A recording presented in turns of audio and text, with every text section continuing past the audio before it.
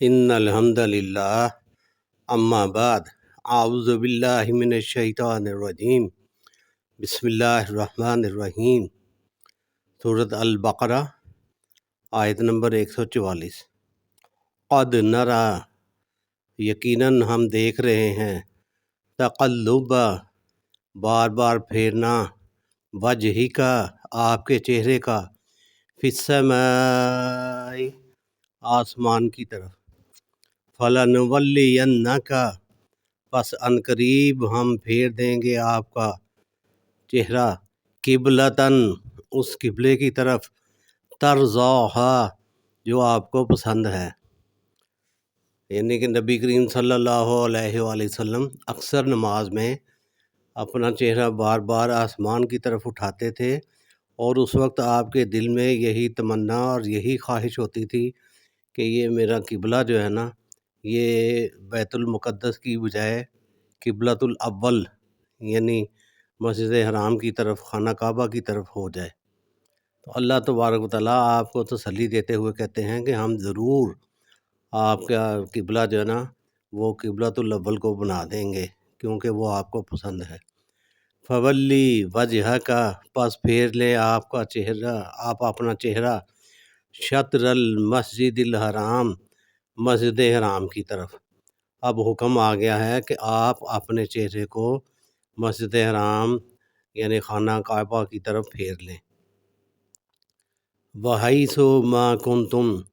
اور جہاں کہیں بھی تم ہو، فَوَلُّوا، پس تم پھیر لو، وُجُوہَکُمْ، اپنے چہروں کو، شطرہ، اسی کی طرف یعنی خانہ کعبہ کی طرف۔ تو اسی حکم کے مطابق جب لوگ جہاں بھی نماز میں مصروف تھے، تو جب یہ اللہ کا حکم آ گیا، وحی آ گئی، تو نبی کریم صلی اللہ علیہ وآلہ وسلم، شاید سن 2 ہجری کی بات ہے، نماز میں مشغول تھے، تو اللہ تبارک و تعالیٰ نے وحی بھیجی، تو اسی وقت آپ نے اپنا چہرہ خانہ کعبہ کی طرف پھیر لیا۔ اور جب آپ نے اپنا رخ انور پھیرا تو ظاہر ہے جو آپ کے مقتدی تھے انہوں نے بھی حالت نماز میں ہی اپنا چہرہ اس طرف کر لیا۔ وَإِنَّ الَّذِينَ، اور بے شک وہ لوگ، اوتوا الکتاب، جو دیے گئے ہیں کتاب، یعنی کہ وہ تمام اہل کتاب، لَيَعْلَمُونَ، البتہ جانتے ہیں اس کو، أَنَّهُ الْحَقُّ، یہ کہ یہ بات سچ ہے، یہ بات حق ہے۔ یعنی تمام اہل کتاب کو اس بات کا علم ہے کہ سب سے پہلے قبلہ اول جو ہے وہ خانہ کعبہ ہی تھا، من ربہم، ان کے رب کی طرف سے، وما اللہ، اور نہیں ہے اللہ تبارک و تعالیٰ، بغافل، غافل، اما، اس چیز سے، یعملون، جو وہ کرتے ہیں۔ دیکھیے اللہ تبارک و تعالیٰ ان کا یہ جو اعتراض ہے اس سے غافل نہیں ہیں۔ اللہ کو علم ہے کہ ان لوگوں کو اچھی طرح اس بات کا علم ہے کہ سب سے پہلے قبلہ اول جو ہے یہ خانہ کعبہ ہی تھا۔ اصل میں بات یہ ہے کہ جب خانہ کعبہ کو اللہ تبارک و تعالیٰ نے دوبارہ سے قبلہ بنا دیا تو اس سے ان لوگوں کو بہت تکلیف پہنچی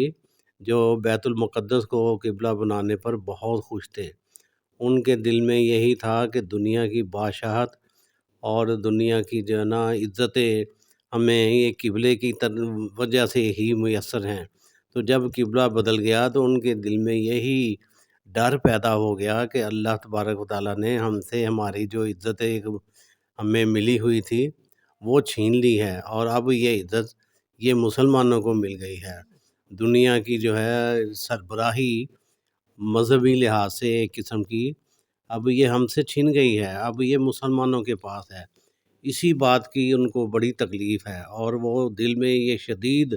خواہش رکھتے ہیں کہ ہر طرف بیت المقدس کا ہی بول بالا ہو، اور تمام مسلمان اور تمام عیسائی یہودی یہ اسی کو ہی اپنا قبلہ مانیں۔ لیکن کیونکہ نبی کریم صلی اللہ علیہ وآلہ وسلم کی شدید خواہش تھی کہ قبلہ اول جیسا کہ پہلے خانہ کعبہ تھا تو اب بھی وہی بنا دیا جائے، تو جب اللہ نے نماز کے دوران ہی حکم بھیج دیا تو مسلمانوں نے تو اب اس کو اپنا قبلہ بنا لیا، لیکن یہ بات یہودیوں کو ہضم نہیں ہو پا رہی، اور وہ مختلف ہیلے بہانے کر کے اور باتیں کر کے پہلے تو وہ اعتراضات کرتے رہے، اور اب انہوں نے یہ کوششیں کی ہیں کہ ہم بزور بازو کسی طریقے سے بھی بیت المقدس کو ہی پرانی اس کی عظمت و رفتہ جو ہے نا اس سے روشناس کروائیں، اور یہی ان کی شدید خواہش ہے۔ اور جو بھی دنیا میں اس طرح کے معاملات و